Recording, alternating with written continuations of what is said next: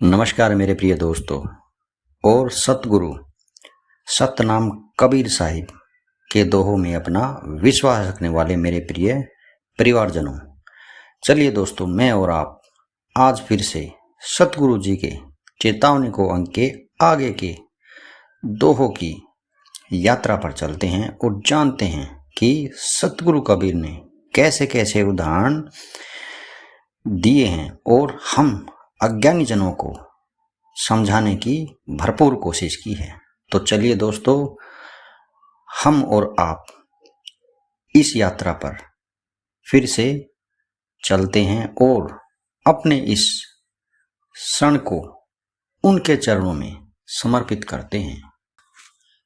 आँखिन देखी बावरा, शब्द सुने नहीं कान, सिर के केस उजल भये, अब हो निपट अजान। कबीर जी इस दोहे के माध्यम से हमें यह संदेश देना चाहते हैं कि यहाँ लोग संसार में, इस माया में और इस मोह में और इस भोग विलास में इतना मस्त हो गए हैं कि उसे अपनी शारीरिक अवस्था का भी विचार नहीं रहा है। उसे ये तक नहीं पता चल रहा है कि समय कैसे बीत रहा है और वह कैसे जवानी से बुढ़ापे की ओर जा रहा है। ना ही इस अज्ञानी मनुष्य को आंखों से दिखाई देता है, ना ही कानों से कोई उपदेश और प्रवचन इसे सुनाई देते हैं, क्योंकि यह कानों से भी इस संसार की व्यर्थ की बातों और गीतों को सुनता रहता है।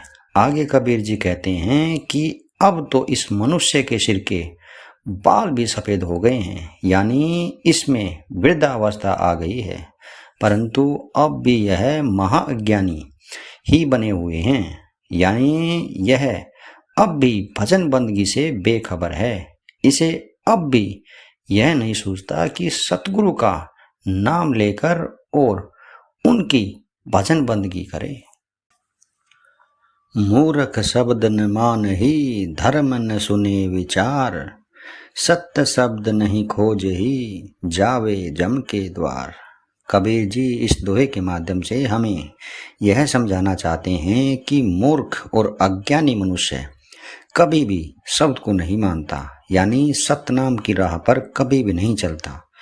वह हमेशा ही अपने मन के कहे अनुसार चलकर अपना समय ऐसे ही व्यर्थ में बर्बाद करके यहाँ से चला जाता है।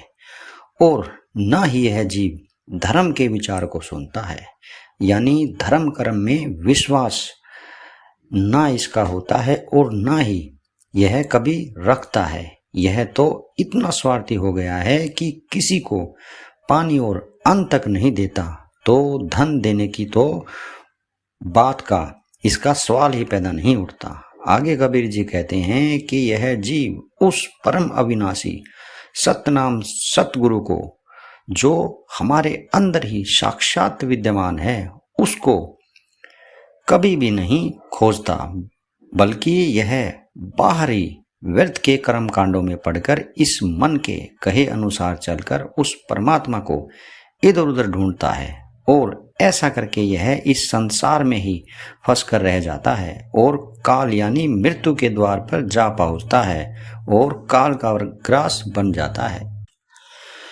काल चक्र चक्की चले, बहुत दिवस और रात, सगुन अगुन दोय पाटला, तामे जीव पिसात। कबीर जी इस दोहे के माध्यम से हमें यह समझाना चाहते हैं कि काल की चक्की लगातार दिन और रात निरंतर इस जीव को पीसने में लगी रहती है, यानी इस संसार में काल का चक्र कभी नहीं रुकता और वह ना दिन देखता है और ना रात। जिसका समय जब भी पूरा हो जाता है, चाहे दिन में हो या रात में, काल उसे उसी समय अपना ग्रास बना लेता है। आगे कबीर जी कहते हैं कि इस चक्की के सगुण और निर्गुण दो पाटले हैं, जिसमें यह अज्ञानी जीव इस संसार के माया जाल में फंसकर और नाम से विरक्त होकर इसमें पिसते रहते हैं। तो हमें हमेशा ही साधु संतों की सेवा और सत्संगति में रहना चाहिए और सतगुरु का नाम दान लेकर उनका भजन सुमिरन करने में अपना समय बिताना चाहिए। महलन माही पोड़ते परिमल अंग लगाए, ते सपने दी से नहीं देखत गए बिलाए।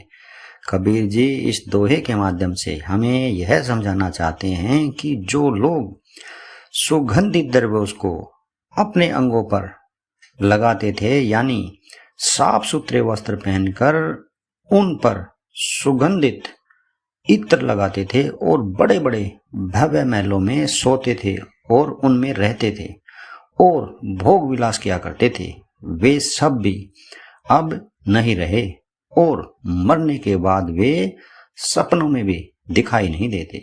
सब देखते ही देखते काल के मुंह में समा गए हैं।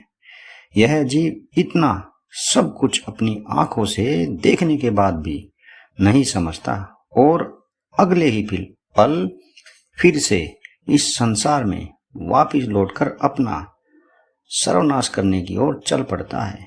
तो दोस्तों, इन दोहों में कबीर जी ने हमें कितनी अच्छी तरह से चेताया है कि जाग जा और जाकर उस सतनाम सतगुरु की खोज कर, क्योंकि उसी से तेरा भला होगा, वरना अंत समय में तेरा कोई भी यहाँ हितैषी नहीं होगा।